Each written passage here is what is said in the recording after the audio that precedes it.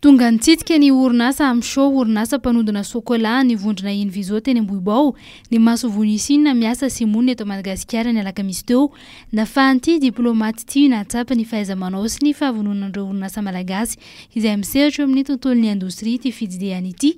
nanentana araka izany ireo mpandraraha malagasy hanondrana bebe kokoa ny entana efa voahodina fa tsy akora fototra fotsiny ihany eo amin'ny tsena Sinoa ny Masovo Jiping na mitsahivony fa afaka miditra eo amin'ny tsena Sina tsy andoavana aba ny vokatra avy ety Madagasikara ka tokony hampiasa ity fanohitra fanararaotana ity ny firenena malagasy.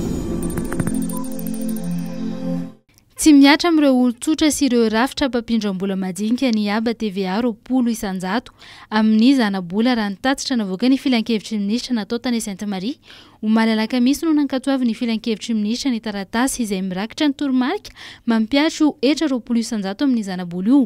raha nitatitra ny filan-kevitry ny minisitra trano dia miatra avy hatrany manomboka amin'ny fotoana nankatoavana ny taratasy fampiarana ny toromarika rehetra voarakitra ao anatiny. Vonina ifampiresaka amin'ireo sendika mpiasa ao amin'ny Driramany filoham-pirenena Andry Rajoelina araka ny nambarany androany tany Sainte-Marie raha misy ny ahihana tepoka amin'ny mampanahy dia vonina ao iresaka sy hanazava mazava aminareo ny lalana rahantsika hoy izy nandritra ny fitokanana ny toby famokarana herinaratra avy amin'ny masoandro nilaza ihany koa izy fa handray ireo mpiasa sy solitena ny sendika mpiasa izay hanome fanazavana sy hiaino ny etaentan'izy ireo ny filoha. Nanokatra ny varavarana ho an'ireo mpitsidika maro samihafa ny Madagascar Security Academy izay mitsangana etsy Andakana toeram-piofanana niainga tamin'ny vina avy amin'ny mpitantana sady mpamorona ny vondrona Sodiata Mamy Ravatomanga mikendry ny hanofana manam-pahaizana amin'ny sehatra maro samihafa ity toerana ity toy ny fiantohana sy fiarovana amin'ny fitanterana anabakabaka fiarovana manokana ny fanofanana alika mpitsongodi fitantanana hotely lehibe sy avolenta ny fitsaboana biby araka ny fanazavany ny tale general ny Bruno Le Masson de tanjona ny hanofana matianina malagasy sy vahiny mahay tompona andraikitra sy mirehareha amin'ny asa.